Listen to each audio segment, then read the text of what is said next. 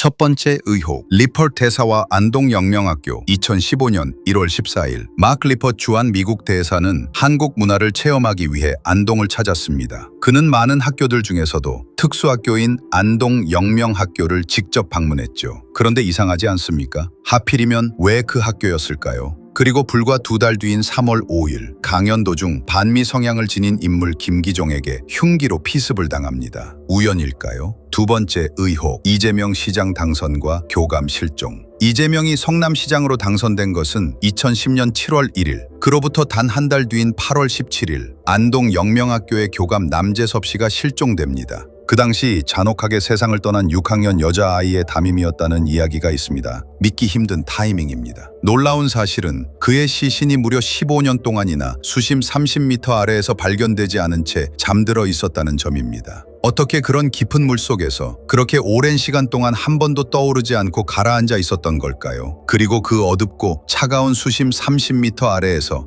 어떻게 시신을 찾아냈는지는 지금까지도 명확히 밝혀지지 않았습니다. 세 번째 의혹, 이재명 모교의 폐교 시점. 이재명의 모교인 안동 3개 초등학교, 현재 전교생이 1명 남아 있습니다. 심지어 이 학교는 대통령을 배출한 학교이기도 하죠. 그런데 이상하게도 이 학교는 학생이 졸업하기도 전에 2025년 9월 폐교가 예정되어 있습니다.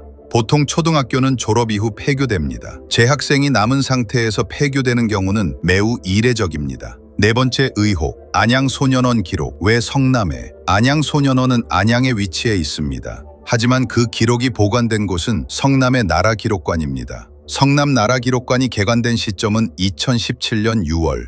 당시 성남시장이 누구였는지 기억하시나요? 바로 이재명입니다. 안양의 기록이 왜 성남으로 이관된 걸까요? 누가 어떤 기준으로 그런 결정을 내렸을까요? 다섯 번째 의혹, 강선우와 아동 사망 비밀 누설금지법. 2024년 12월 18일 강선우 의원은 아동 사망 관련 업무에 종사한 자는 비밀을 누설해서는 안 된다는 법안을 발의했습니다. 시점도 내용도 심상치 않습니다. 이재명은 강선우를 끝까지 감싸며 요직에 세우려 했습니다. 이 법은 무엇을 감추기 위한 법이었을까요? 그리고 강선우는 왜 이 법을 발의했을까요?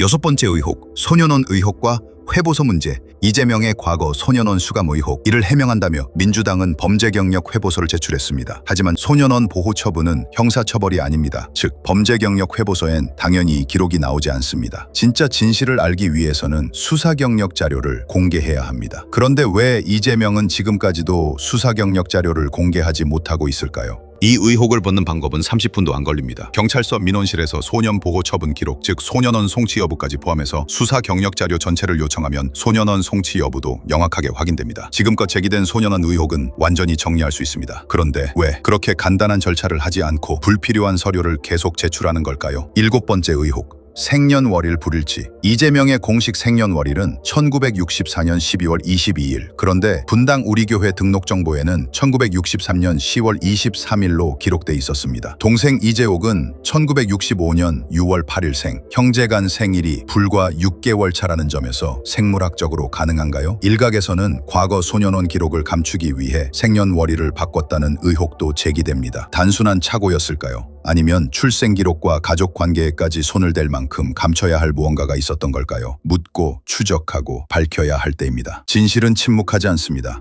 억울하고 진실하다면 증거를 보여야 합니다. 명백한 자료도 없이 가짜 뉴스라며 무고한 사람들을 고소하는 건 결국 진실을 감추려는 것 아닐까요?